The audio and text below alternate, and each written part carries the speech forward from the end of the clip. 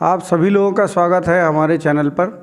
और आज जिस विषय के लिए मैं आपके सामने उपस्थित हुआ हूं वो बहुत ही लोकप्रिय विषय है और होता जा रहा है। यदि आपको सिविल सेवाओं में अच्छी रैंक लेकर के आनी है, एसटीएम बनना है, तो ये मेरे समझ से ये विषय बहुत ही अच्छा विषय है। और विषय का नाम है एंथ्रोपोलॉजी, जिसको हिंदी में हम नृविज्ञान कहते हैं। तो आज से हम नृविज्ञान यानी एंथ्रोपोलॉजी की कक्षाएं आपके सामने प्रारंभ करने के लिए जा रहे हैं। ये एक पेड क्लास है, लेकिन कुछ लेक्चर्स जो हैं, सैम्पल लेक्चर्स हम आपको अपने चैनल पर उपलब्ध कराएंगे। उसके बाद आप संपर्क करिए इसके पेड क्लासेस के लिए हम लोगों से, ताकि सारे जो आपको क्लासेस हैं वो पूरी मिल सकें। तो सबसे पहले मैं आपको इस क्लासेस की विशेषता बता देना चाहता हूँ। पहली बात तो ये कि ये आपको टू द पॉइंट लेक्चर्स मिलेंगे। जितने टॉपिक्स जो आपको बताए गए हैं अपने आपके सिलेबस में, उनको थॉरोली बिल्कुल टू द पॉइंट कंप्लीट कराया जाएगा, यहाँ वहाँ की बात ना करते हुए। और साथ ही साथ इसमें जो प्रश्नोत्तरी है उस पर भी समय समय पर चर्चा की जाएगी अलग अलग हमारे लेक्चर्स में। और हम ज़्यादा ना आगे बात को बढ़ाते हुए सीधा बताते हैं कि इस लेक्चर में हम जो है आज सीधे सीधे जो है पहला पॉइंट टॉपिक जो आपका दिया हुआ है उसी टॉपिक को हम शुरू करने जा रहे हैं। मेरा नाम है उमेश श्रीवास्तव और मुझे लगभग 20 साल का एक्सपीरियंस है सिविल सेवाओं के क्षेत्र में पढ़ाने का, और मेरे बहुत सारे स्टूडेंट सेलेक्ट हुए हैं। और अब मैं एंथ्रोपोलॉजी नाम के सब्जेक्ट के साथ में आपके सामने उपस्थित हूं, जिसको मैं अपनी पूरे मनोयोग से, पूरी मेहनत से आप तक पहुंचाऊंगा। और आशा करता हूं कि मेरे से पढ़ करके आप सिविल सेवा परीक्षाओं में अपनी सफलता सुनिश्चित कर पाएंगे। शुरू करते हैं आज का पहला टॉपिक, जो टॉपिक है एंथ्रोपोलॉजी के इंट्रोडक्शन से।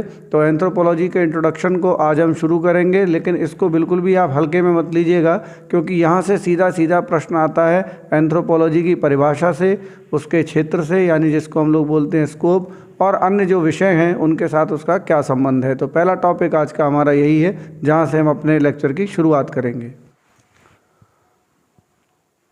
साथ ही एक बात मैं आपको और बता देना चाहता हूं, जैसा कि मीडियम को लेकर लोगों के जहन में एक बात रहती है हमेशा कि हम हिंदी मीडियम के हैं तो हमारे साथ अंग्रेज़ी मीडियम में दिक्कत होगी, ऐसा विषय है। या कई लोगों को ऐसा भी लगता है कि हम इंग्लिश मीडियम के हैं तो ये क्या इंग्लिश मीडियम में होगा। तो मैं आपको बहुत आश्वासन देता हूँ इस बात का कि आपको जो इस कोर्स में मिलने जाने वाला है वो हिंदी और इंग्लिश दोनों में इक्वली, ये कोई कोचिंग शायद ही कर सकती हो कि आपको हिंदी में भी उतने ही नोट्स प्रोवाइड करे पढ़ाते हुए जितना कि इंग्लिश में, हिंदी में भी पढ़ाए उतना ही जितना कि इंग्लिश में। तो यहाँ दोनों तरफ हमारा लेक्चर चलेगा, इंग्लिश और हिंदी में। और साथ ही साथ दोनों की PDF आपको साथ में मिल जाएगी यहाँ से, जब आप उस पेड कोर्स को ज्वाइन करोगे तो दोनों में PDF आपको मिलेगी, हिंदी मीडियम की भी और इंग्लिश मीडियम की, और साथ में दोनों भी मिल जाएंगी आपको, जैसा भी आप चाहेंगे। तो दोनों लोग बड़े आराम से बैठ करके तसल्ली से पढ़ सकते हो इस कोर्स को, कहीं कोई दिक्कत नहीं है। मैं इंग्लिश में भी पढ़ाऊंगा और हिंदी में भी पढ़ाऊंगा, कहीं कोई दिक्कत नहीं होगी। ना हिंदी की गुणवत्ता में कमी आएगी, ना अंग्रेज़ी की गुणवत्ता में कहीं कोई कमी आएगी। तो आइए शुरू करते हैं हम आज का लेक्चर। तो अब हम अपना लेक्चर शुरू करते हैं, और लेक्चर को शुरू करने से पहले जैसा कि मैंने बताया था कि आज हम पहला टॉपिक जो है पढ़ेंगे आज का। तो पहले टॉपिक की ही शुरुआत हम लोग करेंगे। देखिए आपके सामने बड़े प्यारे कलर्ड नोट्स हैं। तो इन कलर्ड नोट्स के माध्यम से जो है हम लोग जो है इनको समझेंगे पूरे तरीके से। तो देखिए सबसे पहले हम लोग, जैसा मैंने आपको बताया था कि एंथ्रोपोलॉजी को इंग्लिश मीडियम और हिंदी मीडियम में देखेंगे। तो दोनों तरफ देखिए हमारे जो है दिया हुआ है, जो मैंने लिखा है नोट्स है, वो दोनों तरफ है। इस तरफ भी है आपके, ये जो देख रहे हैं आप, ये इंग्लिश मीडियम का है और ये हिंदी मीडियम का नोट्स है इस तरफ। तो देखिए पहला जो टॉपिक हमारा है वो डेफिनेशन ऑफ एंथ्रोपोलॉजी है, यानी कि नृविज्ञान की परिभाषा। तो नृविज्ञान बोलते हैं एंथ्रोपोलॉजी को, जैसा मैंने आपको हिंदी में बताया था। तो किसी भी भाषा में आपको कोई प्रॉब्लम होगी नहीं। तो सबसे पहले हम लोग देखेंगे कि एंथ्रोपोलॉजी है क्या। तो देखते हैं बड़े बड़े अक्षरों में कि एंथ्रोपोलॉजी क्या है, फिर हम हिंदी में देखेंगे इसको। देखिए anthropology is the holistic study of biological and social cultural evolution of and the variation in human across space and time. तो कहते हैं एंथ्रोपोलॉजी जो विषय है वो एक ऐसा विषय है जो एक समग्र अध्ययन है। ठीक है, हिंदी में जब आप जाकर के देखेंगे यहाँ पर तो आपको दिखाई दे जाएगा कि समग्र अध्ययन यहाँ पर लिखा हुआ है। मैंने पूरा यहाँ पर बता दिया है, इसका पूरा जो मैं हिंदी में बोल रहा हूँ वो इस तरफ नोट्स में लिखा हुआ है। तो एक समग्र अध्ययन है, आप देख लीजिएगा PDF जब आपको मिलेगी, मैं अभी दिखा भी दूंगा। एक समग्र अध्ययन है किसका, किससे मिलजुल करके बना हुआ है, जो बायोलॉजिकल यानी जैव वैज्ञानिक है, और सोशियो कल्चरल यानी सामाजिक सांस्कृतिक है। किसका, एवोल्यूशन यानी उद्विकास। किसका, उद्विकास। उद्विकास का मतलब होता है एवोल्यूशन। तो ये एक समग्र अध्ययन है किसका, जीव वैज्ञानिक और सामाजिक सांस्कृतिक उद्विकास, तथा किसका, वेरिएशन इन ह्यूमन। किसका, वेरिएशन इन ह्यूमन यानी कि मनुष्यों में जो विभिन्नता होती है उसका एक समग्र अध्ययन है। कहाँ, across the time and space, इस दिक और काल यानी देश और काल में। It is a synthetic science, ये एक संश्लेषित विज्ञान है, यानी कि एक ऐसा विज्ञान है जो कई, संश्लेषित या सिंथेटिक किसको बोलते हैं, जो कई चीज़ों से मिलकर के बना होता है। तो एक ऐसा विज्ञान है, देखिए यहाँ इसलिए इसमें नंबर भी आते हैं क्योंकि इसका जुड़ाव तो जो है वो मानविकीय विषयों जैसा है, लेकिन इसका काम जो है विज्ञान के जैसा है, साइंस के जैसा, इसलिए इसमें नंबर भी अच्छे मिलते हैं। ये मैं आपको बता दूं क्यों इतना ज़्यादा ये पॉपुलर होता जा रहा है। तो that has close links with other social and biological sciences, तो इसका सीधा सीधा संबंध है, खास संबंध है किसका, बायोलॉजिकल यानी जीव विज्ञान से भी, और सोशल साइंसेस जो हैं उसके साथ भी इसका संबंध है। तो एक बार हम लोग हिंदी वाले पोर्शन पर भी नज़र डाल लेते हैं। निर्विज्ञान मानव उद्विकास के जीव वैज्ञानिक तथा सामाजिक सांस्कृतिक उद्विकास तथा उनमें मानव की विभिन्नताओं का समग्र अध्ययन है जो कि दिक और काल में स्थित हैं। ये संश्लेषित विज्ञान है जिसको समाज व जैविक विज्ञानों के से नज़दीकी जुड़ाव है, फिर भी यह अन्य विषयों की से विशिष्ट और व्यापक है। तो जुड़ाव होने के बावजूद भी ये कुछ संश्लिष्ट है, इसमें एक विशिष्टता है, इसमें अपनी एक यूनिकनेस है। इंग्लिश में बोल देता हूँ मैं, इट इज़ यूनिक, ठीक है ना, विशिष्ट है, अपने आप में यूनिक है, और काफ़ी वास्ट है, एक्सटेंसिव है, दूसरे विषयों की तरह से ही वास्ट भी है और यूनिक भी है। ठीक है, गेट इट। तो ये परिभाषा जो थी वो मैंने आपके सामने स्पष्ट करी, दोनों ही मीडियम में मैं बताता जा रहा हूँ। The coverage of anthropology extends to all human societies of all ages. This is called universalism of anthropology. This is very important thing that you have to understand. क्या कहना चाहते हैं ये कि the coverage of anthropology, anthropology जिस चीज़ को cover करता है, जिसकी जो व्यापकता है वो कहाँ तक जाती है, ऑल ह्यूमन सोसाइटी, जितने भी मनुष्य के समाज हैं आज तक के, सभी युगों के, of all ages, this is called universalism. Universalism का मतलब होता है सार्वभौमिकता, किसकी, एंथ्रोपोलॉजी की। तो सीधा सीधा पूछ भी सकते हैं आपसे क्वेश्चन में, what is the universalism of anthropology. तो यही है कि ये सभी युगों के सभी समाजों को जोड़ करके, किसी भी युग में, कोई से भी, आप पुरातन काल में चले जाइए, स्टोन एज में चले जाइए, जब लोग मनुष्य पाषाण काल में जीता था, उस समय के समाज से लेके आज तक का जो आधुनिक समाज है, ग्लोबल समाज है, उस सारी चीज़ों का एक समग्र अध्ययन करता है। आज भी है और तब भी था, और आज से हज़ारों साल पहले जब मनुष्य पैदा हुआ तब भी था। तो इट्स होलिस्टिक अप्रोच, होलिस्टिक माने समग्र, approach studies all aspects with their interaction. The concept of cultural relativism is use to maintain objectivity. देखिए ऑब्जेक्टिविटी शब्द को समझेंगे, इसको बोलते हैं वस्तुनिष्ठता। वस्तुनिष्ठता, तो वस्तुनिष्ठता का क्या मतलब है, वस्तुनिष्ठता को समझ लीजिए क्या होता है। देखिए, एक तो कोई चीज़ ऐसी होती है जो किसी एक पक्ष में हो सकती है और दूसरी किसी एक पक्ष में हो सकती है, या कुछ इस तरफ झुकी हुई, या कुछ इस तरफ, या इस तरफ, या इस तरफ। लेकिन ऑब्जेक्टिविटी में क्या होता है, एक निश्चित उत्तर होता है, जैसे 2 + 2 4, ये ऑब्जेक्टिव है। या जैसे आपको वैकल्पिक, जब आपको विकल्प दिए जाते हैं 4, तो उनमें से कोई एक उत्तर होता है, चारों नहीं होते, कोई एक होता है, तो एक ही कोई उत्तर हो। और ऐसे नज़दीकी, ऐसे इस नज़दीकी की तरफ जब हम बढ़ते हैं तो सत्यता की तरफ बढ़ते हैं, इसलिए यूँ माना जाता है कि सत्य में अपनी एक ऑब्जेक्टिविटी होती है। हालांकि यहाँ हमारा इसको समझाने का विषय नहीं है कि सब्जेक्टिविटी ऑब्जेक्टिविटी क्या है, लेकिन विषय जितना ऑब्जेक्टिव होता है उसमें सत्यता, उसमें उस पर विश्वास उतना ही ज़्यादा होता है। तो ये कल्चरल रिलेटिविज़म के ऊपर है, यानी सांस्कृतिक सापेक्षता के साथ इसको प्रयोग किया जाता है ताकि इसमें ऑब्जेक्टिविटी यानी वस्तुनिष्ठता आए। फाइनली द फील्ड वर्क, अब ये जो फील्ड वर्क होता है, जगह जगह घूम करके जो लोग काम करते हैं, technique of participant observation ensure in depth understanding of subject way of life. तो जगह जगह घूम करके जो हमारे नृविज्ञानी होते हैं और एंथ्रोपोलॉजिस्ट होते हैं, घूम करके जो गहराई से इन सब चीज़ों का अध्ययन करते हैं सब्जेक्ट का, उससे जीवन के एक तरीके का पता लगता है। ठीक है, तो यही चीज़ इस तरफ हिंदी में लिखी हुई है। यहाँ पर आप जो है पॉज करके देख लीजिएगा, हिंदी मीडियम वाले, वही चीज़ जो वहाँ मैंने समझाई है हिंदी में यहाँ पर लिखी हुई है, वही उसी का सीधा सीधा ट्रांसलेशन है। एक चीज़ भी अलग नहीं है, उसमें से कोई भी चीज़ छूटी नहीं है।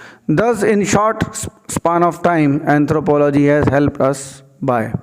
तो इसी एक बहुत छोटे से समय में एंथ्रोपोलॉजी ने हमारी बड़ी मदद की है, नृविज्ञान ने हमारी मदद की है। किस चीज़ के लिए मदद की है देखिए। तो अगला क्वेश्चन जो बन सकता है एग्ज़ाम में वो बन सकता है, how anthropology is important in our life. हमारे जीवन में जो नृविज्ञान है उसका क्या महत्व है, पूछा जा सकता है। इंटरव्यू में भी पूछा जा सकता है कि भाई नृविज्ञान की क्या क्या महत्व है, नृविज्ञान क्यों पढ़ना चाहिए। तो यहाँ से क्वेश्चन आता है, इसलिए मैंने कहा था इसको आप हल्के में मत लेना। तो सबसे पहला बात आती है अंडरस्टैंडिंग आवरसेल्फ बेटर, यानी कि हम स्वयं को ही बेहतर समझ सकते हैं। Anthropological knowledge stresses that all behaviour is learned. Anthropology की जो ज्ञान है वो कहता है, इस बात पर जोर देता है कि जितने भी व्यवहार हैं उनको सीखा जाता है, ये इनहेरिटेड नहीं होते। इनहेरिटेड का मतलब पीढ़ी दर पीढ़ी नहीं आते, इनको सीखा जाता है। यही कारण है कि आप देखेंगे कि एक पीढ़ी दूसरे पीढ़ी से अलग होती है, उनके व्यवहार अलग होते हैं। जो आज से 50 साल पहले पीढ़ी थी वो कुछ अलग तरीके की थी, आज जो पीढ़ी है वो कुछ और तरीके की है। आज सारे लोग मोबाइल फ़ोन्स में जुटे रहते हैं, पहले लोग दूसरे काम करते थे। तो बिहेवियर क्या होता है, सीखा जाता है। जब आप एक शहर से दूसरे या कोई गांव से कोई एक शहर में जब आता है तो आप देखेंगे कि उसका व्यवहार बदल जाता है बिहेवियर, क्योंकि वो अपने आसपास से कुछ नई चीज़ें सीखता है, नए तौर तरीके सीखता है और उसकी बोल चाल, हाव भाव, बॉडी लैंग्वेज सब बदल जाती है।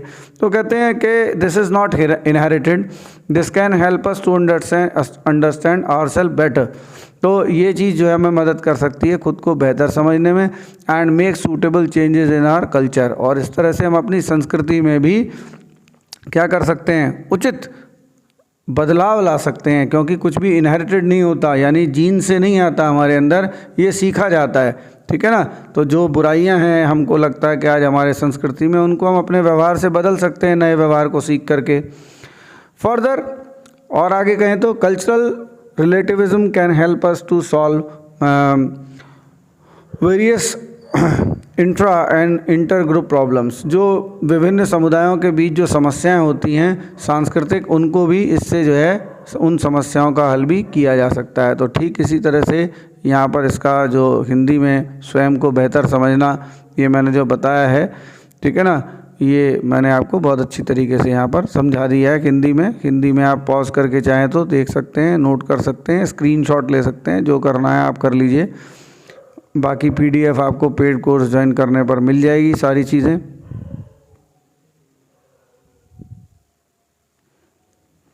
सेकंड देखते हैं हम, अंडरस्टैंडिंग ह्यूमन डिफरेंसेस, यानी कि जो मनुष्य में जो भेद हैं उनको समझना। Anthropology has cleared many myths such as racial superiority, ethnocentrism and supposed savage nature of tribes. Anthropology क्या करता है, मानवीय भिन्नताओं का भी अध्ययन करता है, समझता है उसको। तो उसने बहुत सारी चीज़ों को बहुत क्लियर किया है। जैसे पहला क्या है, रेशियल सुपीरियरिटी। देखिए बहुत ज़माने पहले आर्यों के काल से जब हम आर्यों का अध्ययन करते हैं तो आर्यों को हम एक रेस का मतलब यहाँ पर होता है नस्ल, तो नस्ल के रूप में देखते हैं, तो नस्लीय भेदभाव। फिर जब अंग्रेज़ लोग आए तो इस तरीके का उन्होंने भी नस्लीय भेद, गोरा और काला वाला बनाया कि काले लोग कुछ कम अच्छे हैं और गोरे लोग ज़्यादा हैं, गोरी नस्लें ज़्यादा अच्छी हैं, काली नस्लें ख़राब हैं। तो इस तरीके की जो रेशियल सुपीरियरिटी थी, ये इसको ख़त्म किया, इसके मिथ को, इसके मिथक को तोड़ा।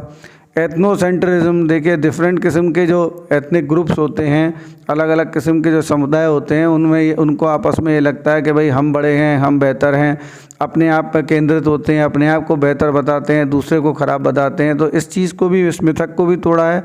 और ये मान्यता रखना, सपोज माने ये मान्यता रखना कि जो ट्राइब्स होते हैं, ट्राइब्स का मतलब जनजातियाँ जो होती हैं वो स्वभाव से बर्बर होती हैं, सेवेज का मतलब बर्बर होती हैं, इस सारे मिथक जो हमारे दिमाग में थे उनको कहीं ना कहीं तोड़ा है।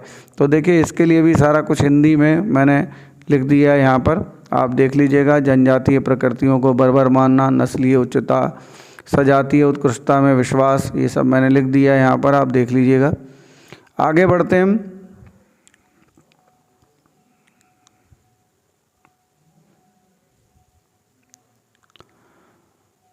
अब आगे देखते हैं हम तीसरा टॉपिक, कैसे मदद किया है भाई एंथ्रोपोलॉजी ने, अप्लाइड एंथ्रोपोलॉजी यानी कि अनुप्रयोगात्मक, हिंदी में है अनुप्रयोगात्मक एंथ्रोपोलॉजी यानी नृविज्ञान। इट रिफर्स टू द, हाँ अगर कहीं थोड़ा सा कहीं मिस्टेक लिखी हुई हो तो आप देख लीजिएगा, अनुप्रयोगात्मक है, अनुप्रयोगात्मक। अगर कभी जो डिक्टेट करते हैं जिसको नोट्स, वो कभी कभार गलती से लिख देता है, ऐसे अनुप्रयुक्त लिखा हुआ है यहाँ पर, तो इसको यहाँ पर आप कट कर दीजिए और यहाँ पर लिखिए अनुप्रयोगात्मक। ये लिखने वाले की गलती है जो नोट्स को हिंदी में लिख रहा है, अनुप्रयोगात्मक, ठीक है। अप्लाइड का मतलब होता है अनुप्रयोगात्मक। मैं हिंदी बोलूँगा जो वो बिल्कुल शुद्ध बोलूँगा, इसलिए आप सुनने पर ज़्यादा ध्यान दीजिए। It refers to the organised interaction. अब देखिए यहाँ पर भी थोड़ा सा गड़बड़ है, ऑर्गेनाइज्ड मैं लिख लेता हूँ, आप लिखते जाओ साथ में, कोई दिक्कत नहीं है।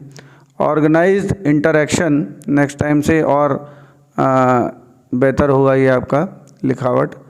Organised interaction between professional anthropologist and public private और प्राइवेट पॉलिसी मेकिंग बॉडीज़। तो देखिए इसमें क्या है, अप्लाइड एंथ्रोपोलॉजी क्या कहती है, जो प्रोफेशनल एंथ्रोपोलॉजिस्ट हैं। अब इतना आप समझिए कि एक चीज़ को हिंदी में बार बार बोलने में मज़ा भी नहीं आता, ठीक है ना। यूँ तो मैं कह सकता हूँ जो व्यावसायिक नृविज्ञानी हैं, लेकिन मज़ा नहीं है। पब्लिक माने जो सार्वजनिक हैं यानी गवर्नमेंट के हैं, और प्राइवेट। तो ये जो पॉलिसी मेकिंग है, नीति निर्माण के जितने भी निकाय हैं, इनके बीच एक अच्छी अंतर संबंध को पैदा करता है ये। दस anthropological knowledge can be use for policy making and administration. इसलिए एंथ्रोपोलॉजिकल नॉलेज का यानी कि जो एंथ्रोपोलॉजी की जो नॉलेज है, ज्ञान है, उसका प्रयोग हम लोग नीति निर्माण में कर सकते हैं और प्रशासन में कर सकते हैं। बहुत बढ़िया पॉइंट है ये, आपको इंटरव्यू के में भी काम में आएगा। Anthropologist can contribute more through action anthropology where they by themselves act as the agent of changes। कहने का मतलब ये हुआ कि एंथ्रोपोलॉजिस्ट यदि अच्छे से भाग लेते हैं किसी चीज़ में, पार्टिसिपेशन करते हैं, भागीदारी निभाते हैं, तो क्या कर सकते हैं कि वो परिवर्तन के एजेंट यानी कि परिवर्तनकारी बन सकते हैं बहुत सारी चीज़ों को बता करके। ये तो जब हम ह्यूमन एवोल्यूशन को पढ़ेंगे तो आपको समझ में आएगा कि बहुत से मिथक जो हमारे दिमाग में रहते हैं, बड़ा अच्छा विषय है क्योंकि समाज से जुड़ा हुआ है। देखिए बता रहा हूँ, संस्कृति से जुड़ा हुआ है, मज़ा आएगा आपको पढ़ने में, आसान भी है। कुछ हिस्ट्री पढ़ेंगे, कुछ संस्कृति पढ़ेंगे, कुछ सोसाइटी पढ़ेंगे, और क्या पढ़ेंगे, कुछ फिर बायोलॉजी पढ़ेंगे। तो साइंस के माध्यम से समाज में चलने वाले जो मिथक हैं उनको तोड़ करके उनके सही ज्ञान की जानकारी हमको मिलेगी। तो देखिए, today's world is becoming increasingly burdened with several problems like poverty, inequitable development and hatred। तो वो बोलते हैं कि आज हमारे साथ बहुत सारी समस्याएं हैं और इसके बोझ से पूरा देश, दुनिया जो है बढ़ती चली जा रही है, जिसमें गरीबी और असमान विकास, घृणा, नफ़रत, ये सब चीज़ें जो है बढ़ती जा रही है। तो एंथ्रोपोलॉजी जो है हमारी एंथ्रोपोलॉजी, वो इसमें मदद कर सकती है। एंजेला चीटर हैं एक बहुत बड़ी नृविज्ञानी, वो कहते हैं कि has thus rightly said that anthropology has become too important to be left to anthropologist. यानी कहने का मतलब है कि एंथ्रोपोलॉजी इतना महत्वपूर्ण हो चुकी है हमारे लिए कि अब इसको केवल एंथ्रोपोलॉजिस्ट के पास नहीं होना चाहिए, आम आदमी तक पहुंचना चाहिए ताकि उन सारी बातों को वो समझे, ठीक है ना। इसलिए एक बड़ी अच्छी बुक है युवाल नोह हरारी की, सेपियंस। आपको लगे तो पढ़ लीजिएगा, मैं बता दे रहा हूँ पहले लेक्चर में। तो उसमें मानव विकास के विषय में बड़ी अच्छी हिस्ट्री ऑफ ह्यूमन बड़ा अच्छे से बताया। युवाल नोह हरारी इस समय के मोस्ट ब्रिलियंट और इंटेलिजेंट पर्सन्स में से हैं, वर्ल्ड के, इजरायली हिस्टोरियन हैं। पढ़ लीजिएगा युval नोह हरारी की बुक, अगर आपके पास टाइम हो तो, नहीं हो तो कोई बात नहीं, नोट से पढ़ लीजिए, बता रहा हूँ मैं, सारी चीज़ें समझाता जाऊँगा। तो कहते हैं कि अब इसको आम लोगों तक भी पहुंचना चाहिए। उनका कहने का मतलब ये, it should reach to the common people just to understand the world and the human being and the nature of human beings, लोगों के, anyone following the anthropological approach and having genuine concern for the society needs to be promoted to solve human problems. So it can be said that anthropology will help us understanding human nature and to solve many problems which exist in our society and in our culture. यानी कहने का मतलब हमारी संस्कृति में, हमारी सभ्यता में, हमारे समाज में जो जो समस्याएं आज हैं, मनुष्य को बेहतर तरीके से समझ करके उनको हल किया जा सकता है। इस तरफ पूरा मैंने समझाया आपको, अंग्रेज़ी हिंदी दोनों में। इसका ठीक बिल्कुल जो नोट्स है वो आपको इस तरफ दिया हुआ है, इसलिए कोई परेशानी की बात नहीं है। और जब आप हमारा कोर्स ज्वाइन करेंगे तो आपको ये पूरी PDF के रूप में मिल जाएगा। अभी आप स्क्रीनशॉट लेकर के काम चलाना चाहते हैं, चला सकते हैं। आशा करता हूँ कि मेरा ये पहला टॉपिक, तो देखिए बड़े जल्दी ही मैंने पहला टॉपिक आपका ख़त्म कर दिया होगा और आपको पता भी नहीं लगा कि हमारा टॉपिक पहला टॉपिक आप देख लीजिएगा। पहला टॉपिक है जिसमें एंथ्रोपोलॉजी की डेफिनेशन है, what is anthropology, it's scope. तो ये सारा जो है इसका मैंने पहला पॉइंट जो है आज ख़त्म किया है। इसके बाद कल हम नए लेक्चर के साथ आपके सामने फिर उपस्थित होंगे। इसी के साथ मैं उमेश श्रीवास्तव आपसे विदा लेता हूँ। अगले लेक्चर में कल फिर मुलाकात होगी। सुनने के लिए, सराहने के लिए बहुत बहुत धन्यवाद। Thanks for listening, keep smiling, good bye.